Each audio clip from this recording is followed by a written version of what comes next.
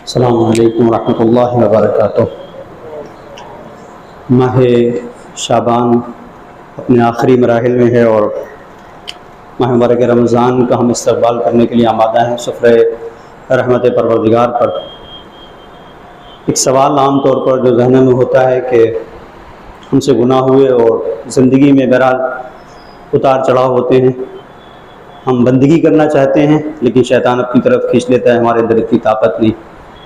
پروردگار، ہم نے گناہ کیے، ہم اعتراف کر رہے ہیں اور تیرے دسترخوان رحمت پر حاضر ہونے کے لیے آمادہ ہیں، گناہوں کی بخشش چاہتے ہیں۔ اللہ کی جانب سے کوئی کنڈیشن ہے؟ اگر میں ایک بندے کی حیثیت سے پروردگار کے سامنے حاضر ہوں کہ مالک اپنے گناہوں کا میں اعتراف کر رہا ہوں، تیری بارگاہ میں واپس پلٹنا چاہتا ہوں، واپس آنا چاہتا ہوں، کیسے آؤں؟ روایت ہے لا ینجو من الذنوب الا من اقر بہ، نجات گناہوں سے نہیں مل سکتی مگر یہ کہ تم اعتراف کرو۔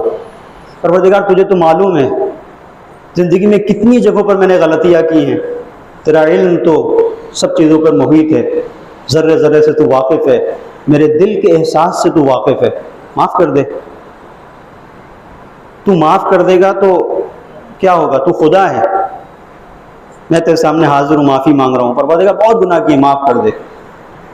نہیں، ایسے نہیں، اس طرح سے معاف نہیں کروں گا۔ لا ینجو من الذنوب الا من اقر بہ، اعتراف کرنا ہوگا۔ آؤ میری بارگاہ میں اعتراف کرو۔ اعتراف تو کر رہا ہوں میں، گناہ کی بخشش یہ اعتراف ہے۔ نہیں، اس طرح سے زندگی میں جو بہت سارے گناہ کیے ہیں ایسے نہیں۔ میں چاہتا ہوں کہ اس اعتراف کے ساتھ ساتھ کچھ تمہارے ذوق بندگی میں نکھار پیدا ہو۔ ایک منزل ہے توبہ کی، تم آ رہے ہو، دروازہ میرا کھلا ہے، توبہ یعنی بازگشت۔ توبہ کے لیے کیا کروں پروردگار؟ کون سا ورد پڑھوں، کون سا ذکر پڑھوں، کتنی تسبیح پڑھوں؟ کچھ نہیں چاہیے۔ اپنے دل کی طرف دیکھو، ندامت پائی جاتی ہے کہ نہیں؟ الندم توبہ، الندم هو التوبہ، صرف یہی ندامت توبہ ہے۔ تو پھر پروردگار نادم تو ہو رہا ہوں، تیری بارگاہ میں آنا چاہتا ہوں، کیوں نہیں بخشنے کے لیے تیار ہے؟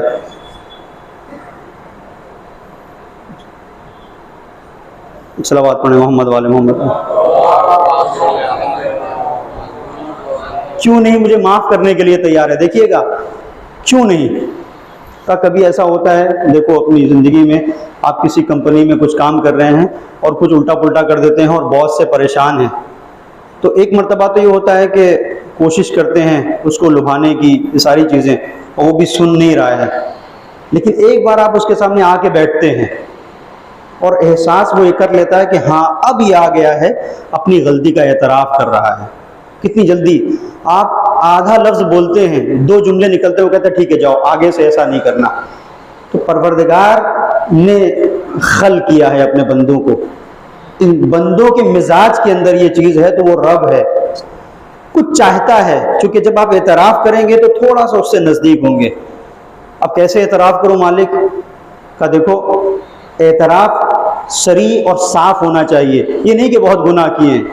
اس دن جو تمہاری نماز قضا ہوئی تھی اور تم کہہ رہے ہو کہ پروردگار میری نماز قضا ہو گئی، ایسے نہیں، پورا اعتراف کرو، مالک میں تھکا ہوا تھا، نماز قضا ہو گئی۔ ایک تو یہ طریقہ ہے، تھکا کیوں تھا؟ رات بھر جاگتا رہا، کیرم کھیلتا رہا، میری غلطی تھی، تھک گیا تھا اس لیے، لیکن تو کریم ہے، مجھے معاف کر دے۔ الا من اقر بہ، اگر تم اعتراف کرو گے معاف کر دوں گا۔ پروردگار نے کہا معاف کر دیا، اعتراف کیا تم نے۔ اس دن کسی سے میری لڑائی ہو رہی تھی، میں نے غصے میں اس کے تھپڑ مار دیا، اور اس کے بعد جب لوگوں نے کہا کہ کیوں تم نے ایسا کیا، تو میں نے جواب دیا اس لیے کہ اس کی غلطی تھی، چیخ رہا تھا، چلا رہا تھا۔ نہیں، چیخنا چلانا دلیل نہیں بنتا، تو اس کے اوپر ہاتھ اٹھاؤ کہ تمہاری غلطی تھی، مالک میں نے اعتراف کر لیا، ادھر سے آواز آئے گی میں نے تمہیں معاف کر دیا۔ ایک دن ایسا تھا کہ رات بھر مثال کے طور پر جاگتا رہا، پب جی کھیل رہا تھا بہت دیر تک، صبح ہو گئی پتہ نہیں چلا، اور جب اذان کا وقت آیا تو غنودگی، نیند آ گئی، پروردگار کیا کروں؟ کہا نہیں، اعتراف اگر تم کر رہے ہو تو میں نے معاف کیا۔ تو یوں ہی کیوں نہیں معاف کر دیتا مالک؟ سارے گناہ ہیں، اعتراف کیوں ضروری ہے؟ یعنی اعتراف ضروری ہے، اس لیے ضروری ہے کہ تاکہ تمہیں احساس رہے کہ میرے علاوہ تمہارا اور کوئی نہیں ہے۔ اور جب تمہارے وجود کے اندر یہ اعتراف آ جاتا ہے کہ پروردگار تیری بارگاہ میں پلٹ کے آیا ہوں تو میں معاف کرنے والا ہوں، لیکن ایسے نہیں کہ بس سارے گناہوں کو معاف کر دو، ہر ایک گناہ کو سوچو۔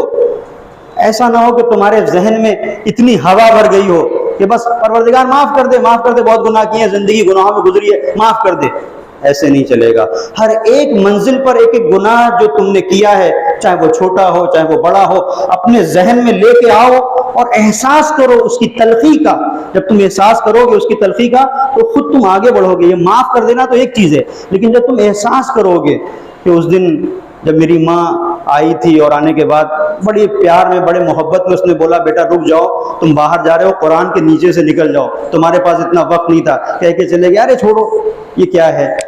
یا کسی ایک منزل پر مثال کے طور پر ماں نے بڑی محبت سے کچھ بنایا تھا تمہارے لیے، تمہارا دل نہیں تھا کھانے کا، ماں کا دل رکھنے کے لیے بیٹھ جاتے، اگر چکھ لیتے تو اس کا دل خوش ہو جاتا، تم نے کہا کہ نہیں میرا پیٹ بھرا ہوا ہے، ماں سوچتی رہ گئی۔ اسی طرح کی بہت ساری چھوٹی چھوٹی چیزیں ہو سکتی ہیں کہ جہاں پہ تم نے وہ کچھ کیا جو تمہارے رب کو پسند نہیں تھا، اس کی تلخی کا احساس کرو اور ایک ایک گناہ کو سوچو، اور اگر سوچو گے تو پروردگار تمہارا کریم ہے، معاف کر دینے والا ہے۔ اب اس روایت کے معنی پیدا ہوتے ہیں، لا ینجو من الذنب الا من اقر بہ، گناہوں سے نجات نہیں پاتا، کون نجات نہیں پاتا؟